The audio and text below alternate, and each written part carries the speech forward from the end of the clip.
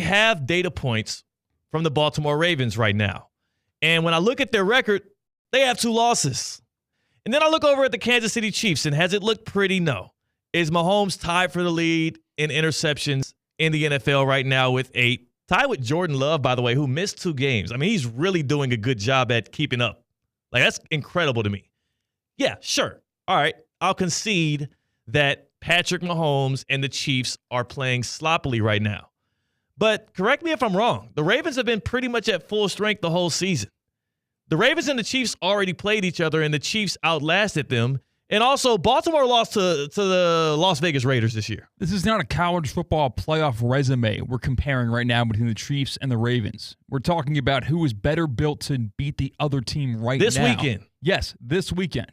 And right now, the Ravens have the best offense in football, and they have a top 5 defense in football. So I would think they're better suited to beat the Chiefs than anyone else in football. Chiefs have Patrick Mahomes. Sure. And I know it because you can. It sounds like it's boiling it down to simply, and you have your Baltimore Ravens cap on right now. By the way, I've never seen you or heard you sound like more of a fan of the Ravens than right now, and I'm glad that pride is seeping in off of the Monday Night Football win. But it's too soon, and it's an overreaction to say that the Ravens would beat the Chiefs this weekend, or even to say that the Ravens are better positioned to win the Super Bowl. The Chiefs still own that title as the lone undefeated. But this is unfair. That's what matters. It's wins and losses in this league, and the Chiefs are undefeated, and they just got done beating the 49ers, who where were they last year? In the Super Bowl. It's a week-to-week league, and the latest data points are the most important data points when you talk about football. When we get to the playoffs, we won't be talking about the Week 1 loss the Ravens took to the Chiefs, that they were an inch away and a coin flip away from winning that football game. And also, this entire argument is completely unfair. Yeah, it is. So transparency for the listener who may not know who either of us are, which they shouldn't know who I am, they should know who you are. You're a Chiefs fan, I'm a Ravens fan. So if I can't back up my guys and say that my favorite football team, the Ravens, are better than the Chiefs right now, yeah, I can't say the same thing to you because you're a Chiefs fan and it's Pat Mahomes. So benefit of the doubt goes to who the greatest quarterback of our generation. Yeah. So I can't have that same argument back to you, and it's unfair. It is unfair, but again, it's warranted because of what Patrick Mahomes has done, not just in seasons prior, but literally this year. Like I would cede this debate to Ravens fans or to the general public or to Chris Canty himself if we didn't see those two teams play this year and if the Chiefs didn't currently have a better record as things stand. Now, the Chiefs look totally different than they did then. There's no perspective of Hollywood Brown ever coming back on that roster. Rashee Rice is out for the season. Mahomes has a void of talent around him offensively, including Isaiah Pacheco as well. Like, he's lost pretty much everything around him offensively since that Thursday Night Football game. Thank you for making my argument for me. Yeah.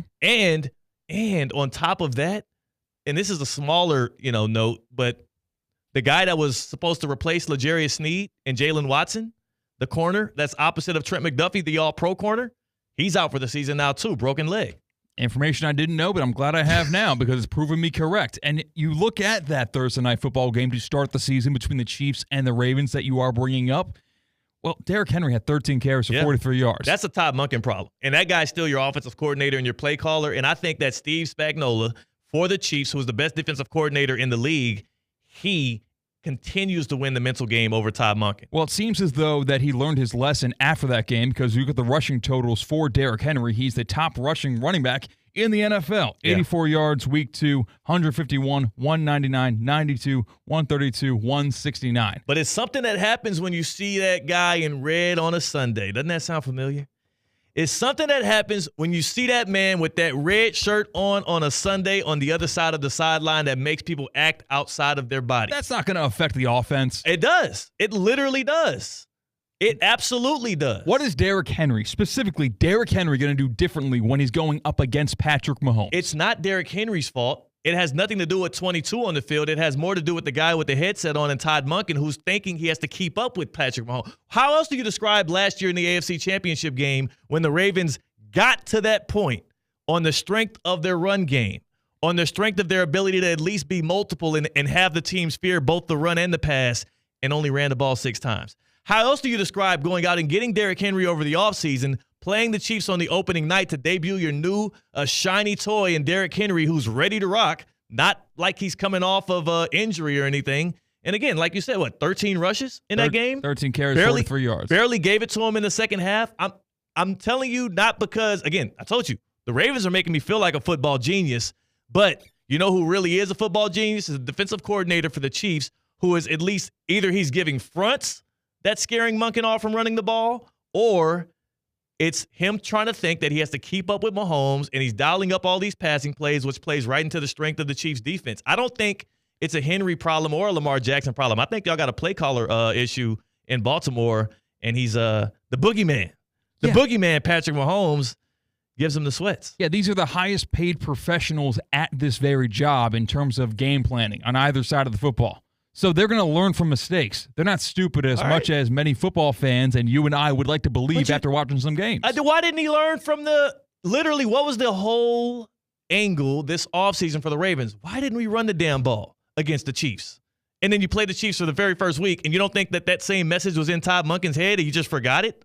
And yet they were still an inch and a coin flip away from winning the football game on the road. But they couldn't get it done. An inch and a coin flip ain't enough. It ain't what they call it, hand grenades and horseshoes. In the game of football, an inch and a coin flip doesn't get the job done. 888-760-3776. 888-760-3776. Coming off of the Monday Night Football domination for Lamar Jackson and the Baltimore Ravens. Who in football has you feeling like a football genius based on their performance? 888-760-3776. Hit us up on the Baptist Health Hotline or hop on YouTube. Our YouTube stream is presented by Prize Picks. You can hop on there at Theo Speaking and tap in. We got Mike Tannenbaum, former GM of the Jets, former vice president of football operations for the Miami Dolphins. He's going to be joining us in a few here. And also, the NBA tips off tonight. CCAT. The NBA. The National Basketball Association tips off tonight. And I can't wait. That made my girlfriend shriek. I can't wait. Out of anger. Because that's the one thing she just is not 100% total out on. Hates when I have it on the TV because she'll give me the baseball, she'll give me the football in any form of football. But basketball, that's where she draws the line. So I have to smuggle basketball into my life. Yeah.